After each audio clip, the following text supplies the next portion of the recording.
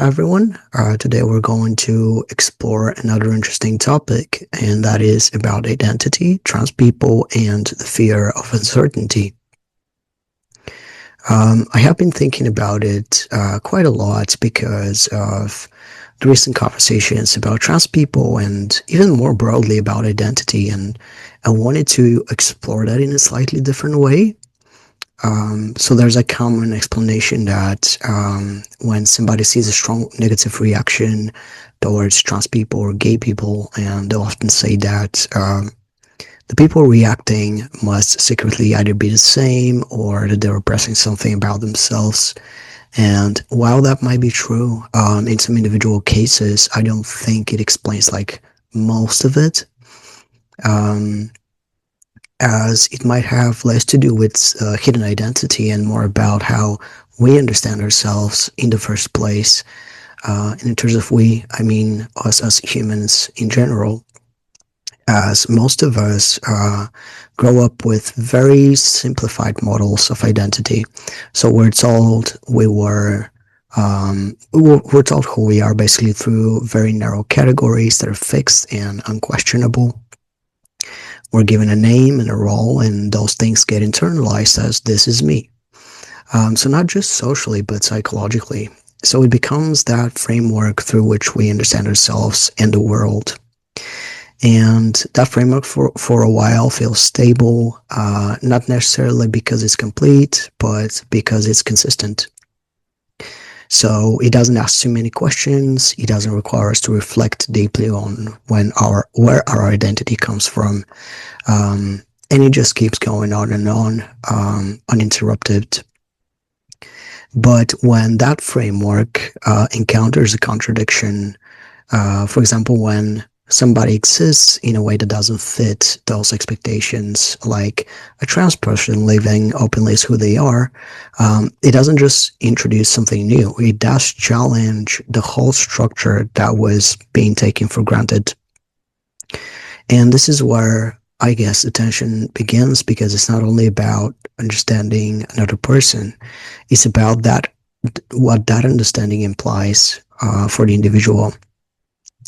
So, for example, if identity is not as fixed as we're taught, if it cannot be fully reduced to a body or a role assigned at birth, then the question quietly shifts inward. It becomes less about who are they and more about what does that mean for me?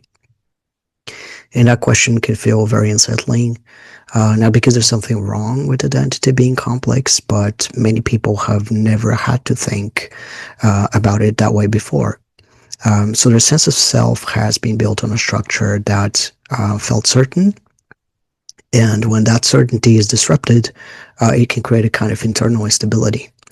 And that instability is often recognized as cognitive dissonance. But in this context, it can go beyond just conflicting ideas. It can feel existential, like the ground of understanding is shifting. And when people experience that kind of internal conflict, it doesn't always turn into curiosity, because curiosity naturally requires space, safety, and a willingness to sit with not knowing the answers. But if someone feels overwhelmed or unprepared for that uncertainty, the mind often moves toward protection instead. And that protection could take forms of rejection, defensiveness, hostility, not necessarily because the other person is doing anything harmful, but because their existence is highlighting a tension that feels difficult to hold.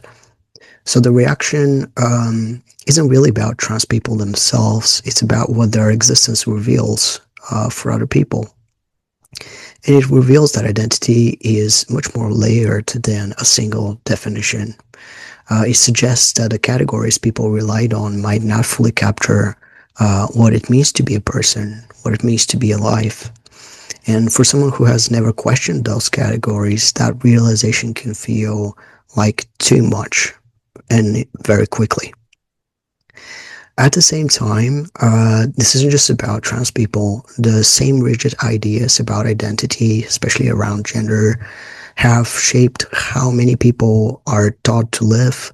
Um, they influence how emotions are expressed, how relationships are formed, and what is considered acceptable or not. So when those ideas are strict, they can limit people in ways that are not always visible. They can make it harder to express vulnerability, harder to explore individuality, harder to build connections that feel fully safe and authentic. And when those structures are challenged, it doesn't only affect one group. It opens up a broader question about how we define ourselves as human beings. And maybe that's the part that matters the most, because instead of seeing this as a conflict between people, we can also see it as a moment where understanding is expanding, a moment where limitations of older frameworks are becoming visible, and where something more nuanced is beginning to emerge.